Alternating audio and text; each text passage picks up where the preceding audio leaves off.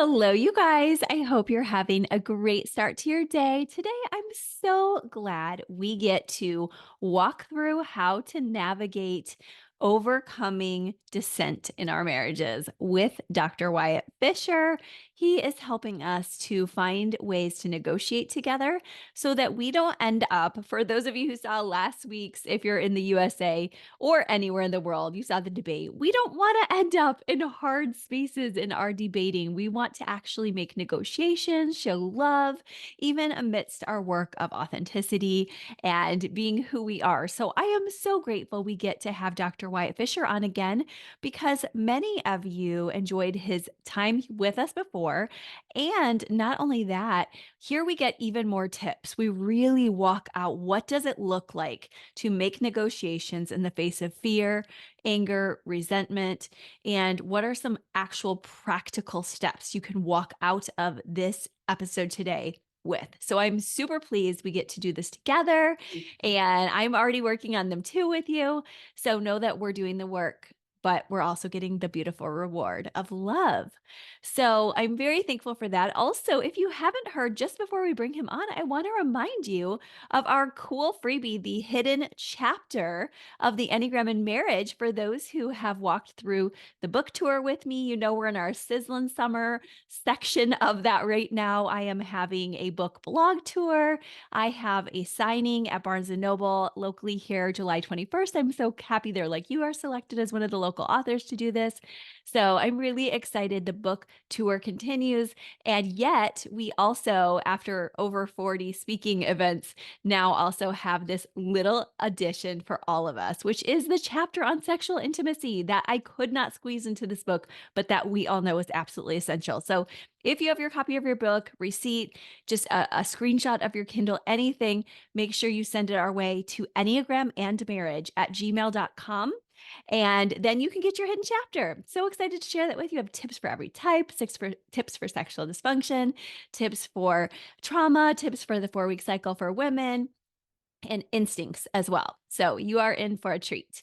Now, as we work today together, thankfully, we also have a fun lens to talk to Dr. Wyatt with. We're not just coming from a place of really stressful workings. So take a deep breath, get focused with us, but understand also that we're here to help you. And I'm learning right with you. And I also know that Dr. Wyatt is learning as he goes too, but we have worked with so many couples. So the information he has with you is priceless for your marriage. So make sure you tune in, share it with your spouse, share it with your people so that you guys can also gain these tools and everything you need from today's in the show notes. Let's talk to Dr. Wyatt. Dr. Wyatt, welcome back to the Enneagram and Marriage Pod. Hi, Krista. Thank you for having me back again. Oh, I'm so glad we could do this dual podcast time on each other's shows. So make sure you guys are listening to Wyatt's show. Also, it's great. And many of you liked his episode last time. So welcome back, Wyatt. Yeah, my pleasure. So glad to be here and glad we could do this swap again. Yes. And it was also very fun to talk to you about you and your wife's temperaments before we got on today. You sounds like you think your wife is a type 9, probably. I do. Yeah, she may not agree, but I Yeah. think she has a lot of nine in her because she's definitely the peacekeeper. She's high on agreeableness on the big five. Yes. She definitely goes with the flow and is very easy and flexible. And so it resembles her a lot when I hear you talking about number nine. Yes. And I really love that temperament so much, as everyone here knows. Now you have some, of course, we talked about like achiever, performer, you're prestigious, you have a podcast, you're in your element performing, but you also mentioned having some 5 researcher and needing some boundaries and pulling back. Is that right? That is right. Yeah, I'm definitely, I've always been a go-getter and ambitious and achievement oriented ever since I was little. And so I definitely have Mm. that three side of me, but I also really need to recharge my batteries. And so I do Yeah. have boundaries with, okay, I got to turn off my phone at this time and I need to make sure I don't open my laptop during this day, just so I can have some space to recharge my Mm. batteries. Oh my gosh, that's really good self-awareness, and a lot of mental health providers don't have that, believe it or not, for people watching or listening. And I can certainly struggle with that sometimes. So I think I've learned that over the years, but I love that you protect that because, of course, as fives know, we go longer with longer batteries when we do take that time to decompress. So I'm so glad you've learned that over the years. Yeah, yeah, and it's a work in progress. And Yeah. sometimes I'll start ignoring the boundaries and then I pay the Yeah. penalty because I can start feeling burned out. So I have to Mhm. get back to the boundaries and observe them because then, Mhm. you can't fill a picture from an empty bucket. Yeah. And that's what it can start feeling like. And so I have to practice what I preach to make sure I'm, taking care of myself and my family so that I can then help others. Yes, and I know Yeah. your wife can help with that when she's in her healthy 9 to say, "You're allowed to rest." Yeah. Yeah. Oh, good, and we all get busy as women where we're like, "But I need this, this, this." So, I Uh-huh. love that you know your boundaries too, and today we're working on that very thing of negotiating when we each feel like we need something, right? Uh-huh. Yeah, that's the big issue. And it comes out in two ways. It comes out with, I want this, you want that. Now what? And it comes out with, I've experienced you like this. And then our partner's like, I wasn't doing that. That's not how I am. So that's another. So it's like Mm. a similar dynamic and similar power battle that comes out in those two ways a lot in marriage. So I want this and you want that, or I saw you as this and I see myself as that. And I'm just hearing it and trying to process it too. I'm not just trying to do reflective listening. That's a fascinating distinction. And I love that you named that because it is really hard to feel like serving your partner when you're feeling either of those, right? Yeah. Yeah, I mean, the first scenario, it's those are the power battles where, hey, I want X, you want Y. And so instead of us spending our energy at the negotiation, we spend our energy on judging each other's position. And so it's, hey, I think you're being irrational. I think that's wrong. You shouldn't view it that way. You should view it this way. We spend our energy with those kind of thoughts instead of Mhm. just learning to respect our partner's position, whether we agree or not, just like we want them to respect ours, and putting our energy into how do we find a middle ground. That is so much better. And when you say that, I picture my husband and I and how good it feels when he does that for me. And then I also feel that other part of me that's like, but when he does that like to me, I feel scared, like, oh my gosh, what am I giving up? So I'm just Mm, being very real with our audience. This is hard yeah. work, isn't it? Oh, yeah. Yeah. Compromising, sharing power. It's not easy. Some of us share power too quickly.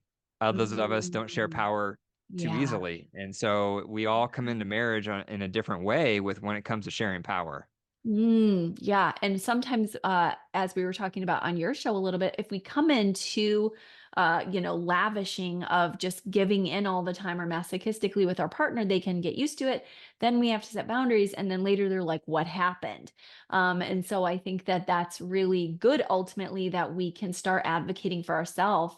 But I know it's hard for spouses to get used to. Whereas if you had a stubborn spouse, you kind of are used to that too. Yeah, yeah. So if you're feeling voiceless in your marriage, whose fault is it? Is it because your partner is too dominant or is it because you're too passive? And Mhm. often it's a little bit of both, Yeah. right? And if you're dominant, there's several origins that could contribute to, and when I say dominant, I'm just Mhm. referring to the partner who doesn't want to share power and they want Yeah. their way. Mhm. Often the origins of that is, they may have been raised as an only child. And so they didn't have to share. They didn't have to Mhm. compromise. They did things how they Mhm. wanted to do them when they wanted to. Yeah. Or they weren't an only child, but they were raised by a permissive parent who gave them a lot of Oh, freedom. yeah. And so they Mhm. they had a long rope growing up, so they got to do whatever they wanted, whenever they wanted, and now they're married and they're supposed Mhm. to compromise, and it's really hard. Yeah. Um, so that can contribute to not wanting to share power because you're used to doing your thing. Mhm. The other side of the coin is, people who are raised with maybe a really strict parent, authoritarian parent, and so perhaps you were raised in that environment and you had to just obey. You had to just go along with whatever the rule was, and you had to just acquiesce your power and give up your power because you had a really strict parent. Yeah. And now you're in a marriage and you do the same. You give in and you just say yes Yeah. because you're conditioned to just obeying and giving up what you want. And so you give up power too fast. That's and that really doesn't work either because then we just go through passive side routes. I find that people, even when they're being passive aggressive, can still find ways to get their own needs met. So it's so much better when we can learn negotiation skills, right? Oh yeah. Yeah, and when you are that more of that passive one, it is about finding your voice and finding your Mm, identity and like what if yeah. you're not used to that, that's a journey in and of itself is Mhm. articulating what do you Yeah. think about this topic in our marriage? Like where do you land on that? If you're used to being passive, it may take you a while to put your finger on it because you're not used to articulating or thinking about your needs and opinions on things as much. Right. Or kind of these side routes that I know I did with a very type 8 dominant person ahead of me. So I would kind of learn to keep everything to myself because it didn't feel exactly safe to share it with the parent. So then it was like in marriage, it didn't feel safe, but that really wasn't my spouse's fault. So sometimes we bring it from our families of origin, right? Oh, absolutely. Yeah, I mean, those were the stories I was just sharing as far as Mm, raised with a dominant parent or raised with a right. permissive parent, only Mhm. child, like all of that is origin, family of origin. And then we bring that right into our marriage. So my wife and I, Mm, for example, I was raised with a permissive parent. And so I had a really long rope. I got to do whatever I wanted. And I mm, brought that, I brought that style right into our marriage. My mm. wife was raised as an only child. And so she did whatever she Wow. wanted. She never had to Yeah. share, never had to compromise. And so we both have struggled at different points in our relationship with sharing power Mm, because of that origin, we both grew up with yeah. made it harder. Wow, that's a really good take home for people to see. Okay, you're not alone if you came with some baggage. And that even goes back to you earlier saying sometimes we come into this whole conversation about negotiation like I don't even agree with what you're saying because maybe they said you're selfish to you guys to each other, you two said, or maybe Wes said to me, you're going sideways for what you want instead of directly doing it. And those things were true, but they're hard to hear when we're like, Yeah. this is my survival route, right? Sure, sure. And then even more so when you do share what you think on a topic, and then your partner says, that's ridiculous, or that's too much this, or that's too much that, and they criticize and judge your position Mhm, because now we're in a battle. Now you've just criticized me, so now I'm going to defend myself and mhm, criticize your position, and mhm. all of our energy gets soaked up. Yeah. Focus on that instead of focusing on how do we meet in the middle? Because that's really what we should Yeah. spend our time on. Yeah. Yeah, and you just reminded us. I love how we're doing this with some systematizing, even though it's a theoretical concept, because you reminded us we're now, as all couples know, one step back. We came into this conversation to have a conflict and to make a negotiation. Now we've actually felt like we've backtracked, right? Yes, that's right. Yeah, and that's where we've spent, I've seen so many couples, and this has happened with my wife and I too. You Mhm, get gridlocked on a topic because you see it differently. And mhm. then before you know it, you're trying to talk your partner out of their position. Yeah. You're trying to convince them that their position is too far left or too far right or whatever. And Mhm, that's where all of our energy goes. And then they get defensive because they feel attacked. And then they counter and do the same with us. And that's mhm. what you're not going to do. So, speaking of Enneagram, right, Yeah. the whole purpose is to help accept your partner, how they're Mhm, wired. mhm. Likewise with this, because if Yeah. we can focus more on, hey, that's where you land on that, I accept it. Mm. This is where I land on that topic. I would like for you to accept it. End of discussion. Now, let's focus on how do we meet in the middle, Mm. right? So it's taking out that judgment because just like the Enneagram, the more you That's know your it. partner's temperament, the There you less you judge, the more you accept. Yes. Okay, you named it. That we move away from the negotiation, we go into judgment. That's one step back. But now we can judge it all together here as a group of listeners and us that in a healthy way, we can say, if you just start accepting your partner and their positioning, now you move back. You've taken the step forward again, and even another like half step forward because you've agreed. Thank you for sharing your perspective.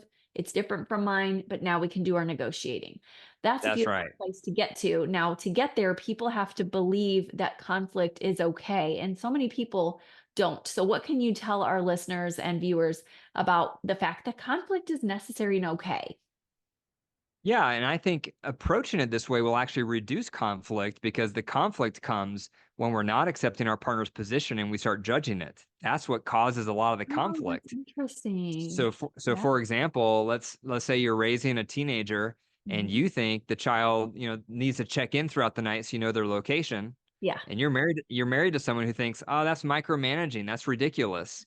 And so what Mhm. do? You're trying to tell your partner who wants the freedom, you're telling them like, "Hey, you're too hands off as a parent. Like that's Mhm. too insensitive. Like our child's gonna get in a lot of trouble. Like what's Yeah. wrong with you? You don't care as a parent." And that person responds with, "You're too micromanaging. You're too Yeah. controlling. You need to let them go and let them experience Mm. life."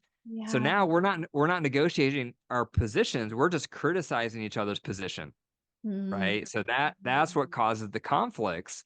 And Mm. so if we can right from the start, the moment you start seeing something not eye to eye with your Yeah. spouse, if you can catch yourself and realize, you know what, I'm not going to talk them out of their position on this topic. It is what it is. It's how they're wired. This is coming out of their temperament, their background, everything. Oh. And so I have to catch my desire to talk my partner out of their position because we all do it. We all try to convince our Mm. partner they're wrong and we're right, Yeah. It's true. right? But instead, if I can just learn to accept, like, okay, I'm married to someone who is more cautious than me, or I'm Yeah. married to someone who is more free spirited than me, or I'm Mhm. married to someone who's more concerned with finances than me. You Mhm. name it, right? Yeah. If we can learn to accept that, then Mhm. when those differences come out in decisions, we can steer clear of trying to convince our partner their position is wrong, and Mhm. instead focus on it is what it is. My position is what it is. Now, what do Mhm. we do about it? How do we get in the middle?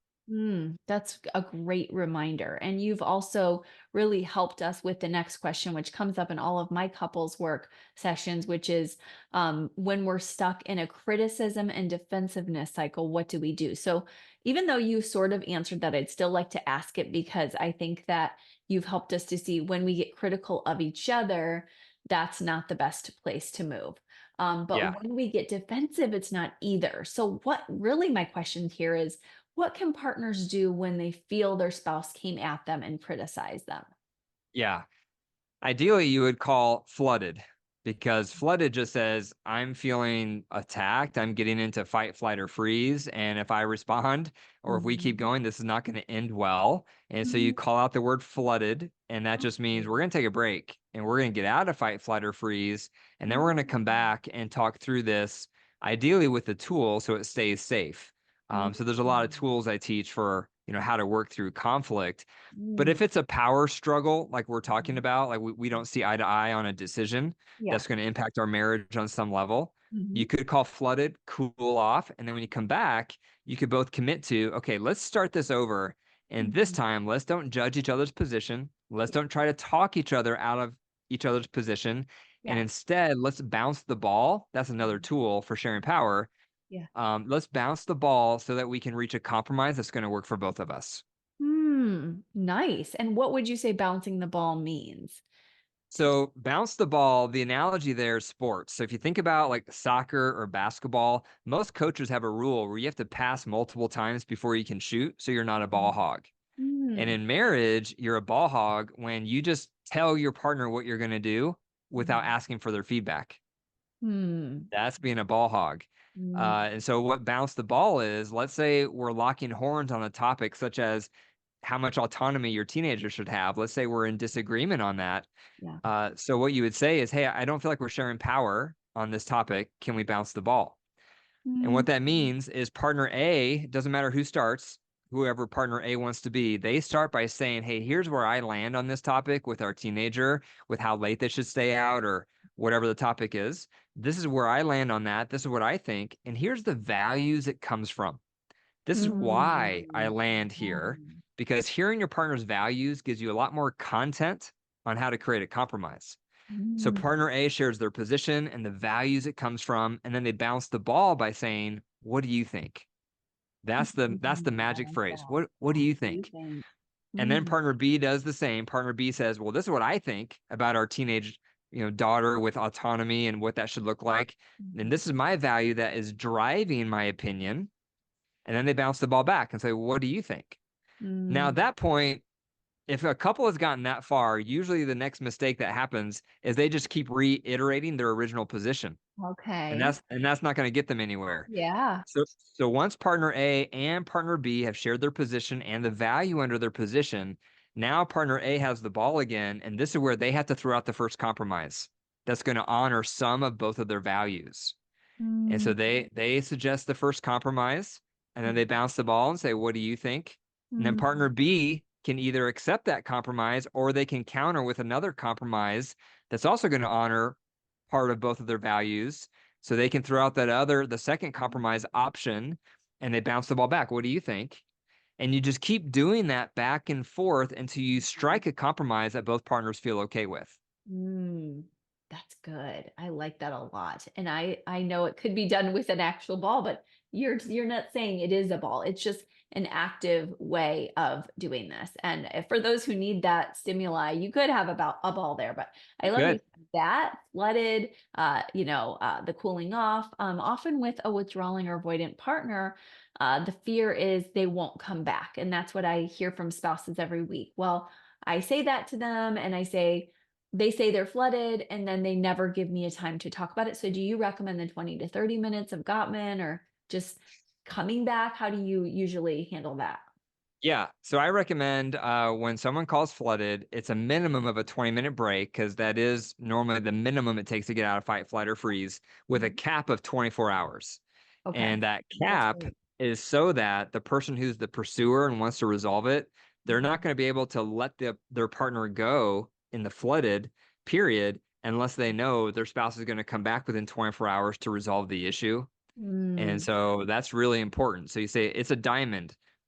So at the top of the diamond, one partner or both call flooded, and then they go their separate ways for 20 minutes up to 24 hours to deflood, get out of fight, flight, or freeze. That mhm. doesn't mean you have to leave the house. It just means separate rooms so you're not in each other's hair while you're flooded, because that's going to Yeah. re-escalate.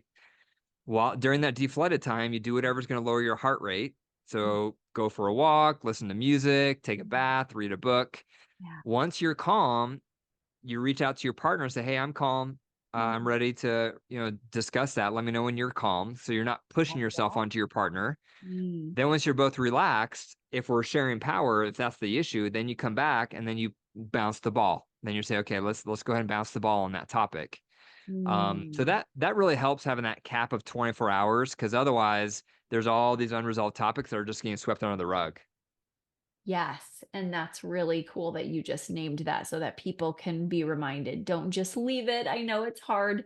And you reminded Yes. us, the conflict is the hard part, the resolution is the good part. So now that Yeah. we've gotten this method of passing the ball for the negotiation, would you say there's anything else that you want couples to know about what they can do when they finally landed in that space where they're both feet in and they've decided we're not going to go criticize, we're not going to defend, it's time for negotiations? Anything else you just want audience members to know as they're trying Yeah. this all out? Yeah, I would say a couple things. One is don't start with your compromise. Mm, A lot of people do that when they're bouncing the ball. So, in their initial announcement of, okay, here's where I land on this topic. This is what I think. Here's my opinion. This is where the value it's coming from. A lot of people make the mistake right there of saying what their compromise is. mm. And then when it comes time to start compromising, they don't budge because they've already offered their Oh, compromise. And yeah. so start with your ideal because you're not Mm. going to get your ideal. Yes, So I start will with your share that. ideal. Yeah, recognizing that I Mhm. had to start with what I would if it was my way and I could choose this would be my Yeah. ideal. Start there, Yeah. knowing that it's not going to end there, but then you have some leeway to negotiate and strike a compromise that's still going to work for you. So that's one. The, I love that. yep. The other thing is it's not a compromise if either of you walk away resentful. Mm, Because some people have the association, well, if I compromise, that's me just giving in. mhm. And it's not that. If that's what's going on, then that's not a true compromise. A true compromise is some of what I want is being honored and some of what Yeah. you want is being honored. And so we're in agreement because it's a compromise when neither partner are getting what they originally wanted. Mm. Right? That's when Yeah. we're in the compromise zone. And Mhm. so if you're going to walk away from that compromise resentful, that means you need to go back and keep compromising, Mm, because the goal is we're reaching a compromise with a clean conscience where we're both walking away saying, okay, that feels good, that feels fair, I feel like some of what you want and some of what I want are being honored, and now we're a team, because the ultimate goal of compromising is I feel more connected now with you, I feel like we're more of a unified front yeah. because we're working as partners here, as teammates. Mm, And that's, if I'm walking away resentful or that I just gave in or you just bulldozed me, we're gonna go back and renegotiate because yeah. maybe I gave in too quickly. Maybe I surrendered my power too easily. So that's an important heart check because some Yeah. people will give in too Mm. quick, too easily. They'll say okay, but they walk away with resentment in their heart. Right. And that's really good that you said that, because that's happened to all of us. And also, sometimes an issue isn't as big to somebody. So they're genuinely like, you kind of got your way a bit more because they didn't care that much on where we went out to eat, but it was still an important one to bounce the ball ish back and forth. But it wasn't as big and involved as maybe the fears around the teen going to prom or something and not having supervision. So it's like, I hear you saying, the value behind it is important when it's the bigger issues, and also when it's the bigger issues, if you found like you just do not, it's not sitting right with you, it's worthy to go back. Yeah, that's right. As long as that doesn't become a pattern, so you don't want to act like you're in agreement, everything's good, and then a day later you're like, "Oh, sorry, I'm not good. We have to renegotiate." And you do that Mhm. almost every time. Like Yeah. that would become frustrating for your partner. Yeah. But in the beginning, that may happen here and there as you're learning, like what do you feel good Mhm. with and what do you not? And there's a learning curve. Yeah. And so it takes a while. And think about all the biggies. I mean, there's big ones and little ones, right? I mean, Oh, yeah. there's finances, there's parenting, there's in-laws, there's house chores. I mean, there's Mhm. so many topics you're rubbing shoulders with on your partner day in and day out. Inevitably, it comes down to whose way is going to rule, Yeah. right? Who's going to Mhm. have the final say? Yeah. And some categories you may not care. And you're like, you know what? That Yeah. category you can do whatever you want because I really don't care. Yeah. And Yeah. that's fine as long as other categories, you have the final say. Yeah. But at the end of the day, you wanna feel like we each have an equal voice here, we each Yeah. feel heard, Yeah. and we each can influence one another on the decisions that matter most. I love that. And I think it kind of boils down to also you saying these are all worth discussing when they are the bigger issues. And Yeah. that is just a good message for anybody listening who really tries to shy away from conflict and just says like I'd rather not say anything because it does come out in some Oh, yeah. way, the way I find. Absolutely. Yeah, and even speaking of John Gottman, I read research on his, and it said the more someone feels voiceless and Mhm. powerless and that their opinion is dismissed, the harsher startups they have and the less intimacy they desire, which Mm. makes sense, right? Because Yeah. you're feeling overlooked, dismissed, so you have a Yeah. lot of negative feelings toward your partner. So of Mhm. course that's going to come out with harsher startups and you're going to desire intimacy less. Right. So Yeah. be brave, you guys. This is awesome. Also, do some individual work if you feel like you're not able to speak up about your conflicts yet. And speaking of that, can you tell everybody just the tools you offer and how they can reach you with those tools? This has been great. Yeah. Sure. Yeah. So the easiest way to get in touch with me or to start, learning more from me would be my podcast. It's called The Dr. Wyatt Show. It's available wherever you get your podcast. I'm also on social at Dr. Wyatt Fisher, and that's also my website, drwyattfisher.com. Awesome. Thank you so much. You have so many great tools. Definitely see your 3 and your 5 at work. It's masterful. Thank you so much for working with all these couples and for being with us today. Yeah, my pleasure. Thank you for having me, Krista.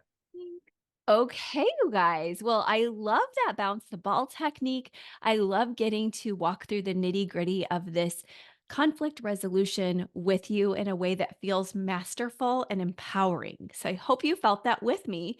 Make sure you grab everything from Dr. Wyatt in the show notes so you can be following him and his excellent podcast. Make sure you grab the hidden chapter of the Enneagram in Marriage as we continue the sizzling summer book tour. And then also have a great week. We are enjoying time in the Adirondacks this week, having our family vacay. So you can follow us a little here and there on Instagram too when we get to posting. But of course, we're also just enjoying. And I have learned not to take my type 9 daughter too far on the hike. So she has planned the whole thing, and we are really grateful for all we're learning together. So you guys have a great week. I will talk to you soon. Bye bye.